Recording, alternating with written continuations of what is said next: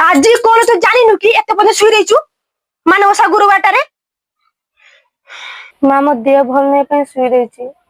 दुनिया सारा लुकर बोझ उठिकी लिपा बेचा साड़ी की घट बसालेनी तू आज गुरुबाटारे एते पदे सुई रहिछु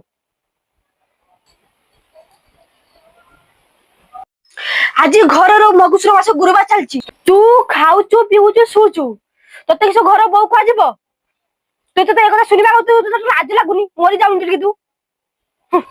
माँ तुम्हें एमती कौन कहूच आजिकाल जे बो मैंने परंपरा मानुचंती ना पूजा पाठ करूचंती बाप दार शिखिकी आस्तिने सिना ना बाप दार करूचंती पूजा पाठ करतांते शाशु घर माँ मो 12 वर्ष पालन करना बोली मु किस असमान कर परंपरा को मो देह खराब अच्छी मु 12 वर्ष कर पारे कौन करी कह माँ किस कहतलु मु सब छिड़ाई सब कथा शुणुली किस कहतलु कहनी कह हाँ माँ परंपरा हूँ भल जिनिस किंतु बाध्य करी पालन करा जाउछो परंपरा परंपरा नुहे माँ तू से ऊपर जाना कथा से बो आगर मत कहना हो ताले तू जो कथा कहलु मोर कथा कहलु सुन तू भी दिने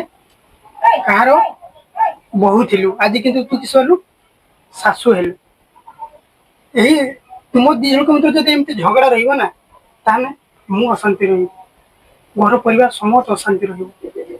बुझार तो आ सुन तू भी कार बहु थिलु तू भी दी कथा चार कथा सुनिछु आज तू से बहु आज से कथाटा तू बहु आग्रह भी कहूछु से बहुटा ता मन भीतर कौन होतु मते कहना प्रकृति रे ता देह खराब पाई से 12 व्रत किछि पालन करि पाला नाही किंतु तू कौन कहलु तू 12 व्रत किछि करूनु ठीक खाउछु दाउछु सुई रहउछु सब जदि से गोटे दिन में उपास रहिबा ना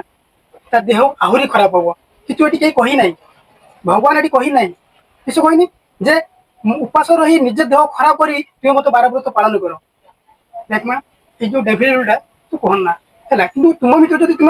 बहु किए झील किए से मित्र जब तुम ठीक से आदर पदर भलसे रहा ताने से बहु खुशी घर आज हसी उठो कि से भाई किसी कहना तुम शांति रहा चेष्टा कर और से ये करना मु बुझी पारि नथले पुओ तू आज मते बुझे देल मु भाभी 12 वर्ष न कले घर अमंगल हम मो बो को भूल बुझती